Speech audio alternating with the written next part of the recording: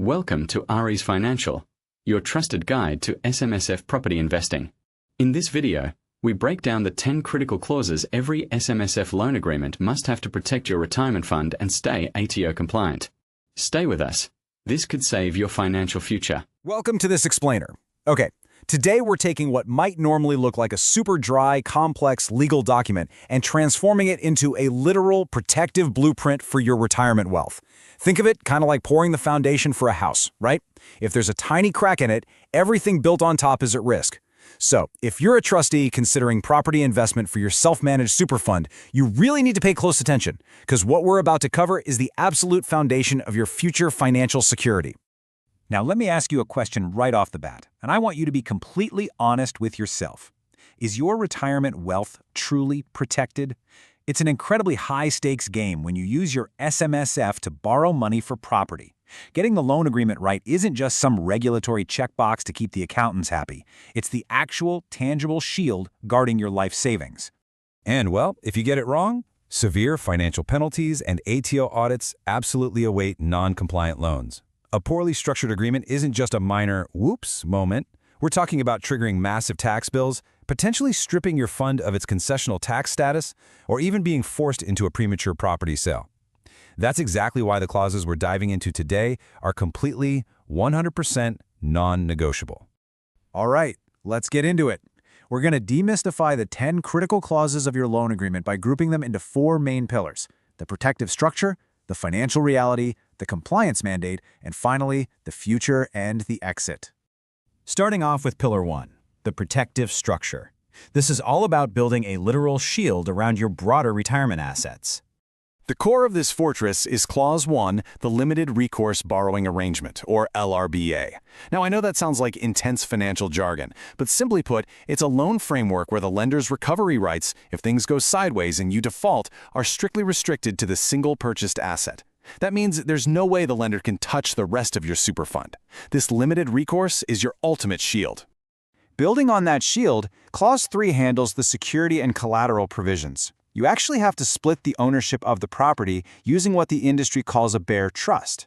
So the SMSF trustee acquires the beneficial interest, but a completely separate holding trustee gets the legal ownership. This specific structure ensures you comply perfectly with Section 67A of the regulations. By keeping these completely separate, you guarantee you aren't accidentally granting the lender security over any of your other fund assets.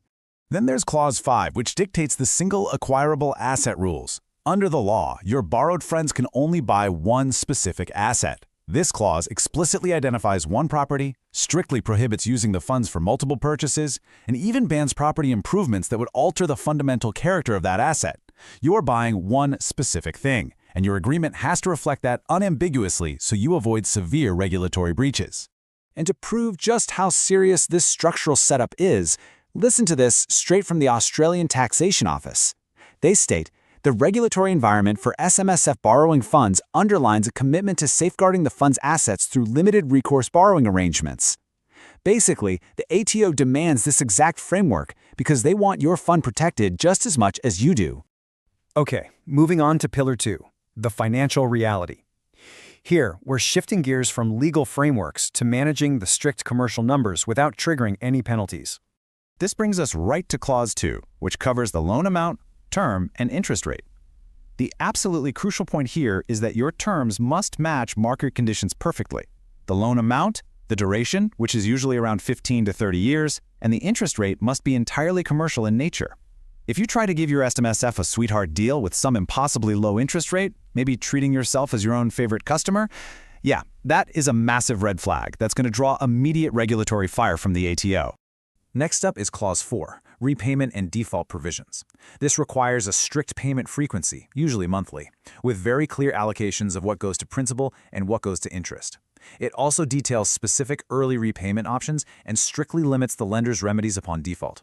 Meticulously scheduling these repayments and defining those default boundaries is exactly what keeps you, the investor, protected while still fully satisfying the lender's requirements. Then we have Clause 8, which covers costs, fees, and expense allocations.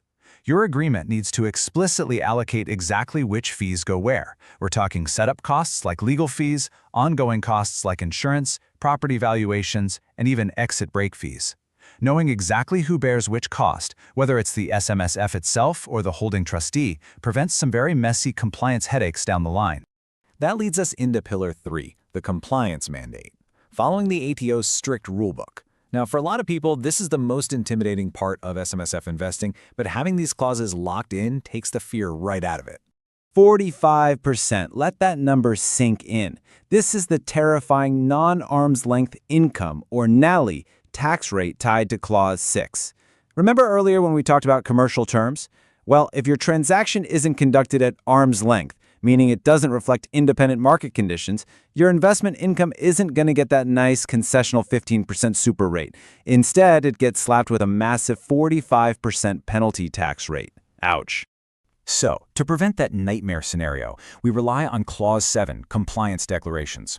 This essentially forces all parties to officially put on paper that the loan's purpose is purely for retirement wealth. It includes acknowledging the sole purpose test, declaring there are 0 related party transaction breaches, confirming a strict prohibition on personal use of the property, and promising to maintain the fund's investment strategy. It just creates a completely clear, undeniable record of your compliant intent. And finally, our fourth pillar, the future and the exit. Because a truly robust agreement doesn't just manage the here and now, it plans for the ultimate successful end of the loan. Let's look at Clause 9, variation and amendment provisions. Look, financial circumstances change, right? This clause acts as a really necessary pressure valve, outlining the process for things like interest rate adjustments, repayment frequency changes, loan term extensions, and refinancing options. Without these mechanisms built in, you could easily get locked into unfavorable terms when the market shifts, which might force you to refinance entirely and eat a bunch of unnecessary costs. And what happens at the very end? Well, Clause 10 outlines the exit strategy and loan discharge procedures. It's a beautifully clean, step-by-step process. First, the final repayment notification. Second, the official release of security. And third, the transfer of legal title from the holding trustee directly over to the SMSF trustee. Laying all this out makes the ultimate exit strategy and that final transfer of the property title feel like a really clear, achievable victory.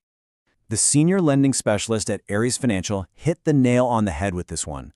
A well-structured loan agreement isn't just paperwork. It's the framework that determines whether your property investment will thrive or struggle under regulatory scrutiny. It's just a fantastic reminder that meticulous documentation is quite literally the foundation of your entire wealth strategy. Just to quickly recap the broader regulatory rulebook we've been navigating, here are the crucial Superannuation Industry Supervision, or SIS Act, sections your agreement has to align with. Section 65, prohibiting member loans. Section 83, on in-house asset rules. Section 62, enforcing the sole purpose test. And Section 109, demanding arm's-length rules. The 10 clauses we've explored today are exactly what keep your fund perfectly aligned with this incredibly strict legislation. So I want to leave you with a bit of a provocative thought to chew on today. Is your SMSF loan agreement a true blueprint for wealth, or is it a compliance trap just waiting to spring? I highly encourage you to review your own documentation, get in touch with specialists, and make absolutely sure your retirement strategy is built on a foundation that truly protects your future. Thanks for joining me on this one.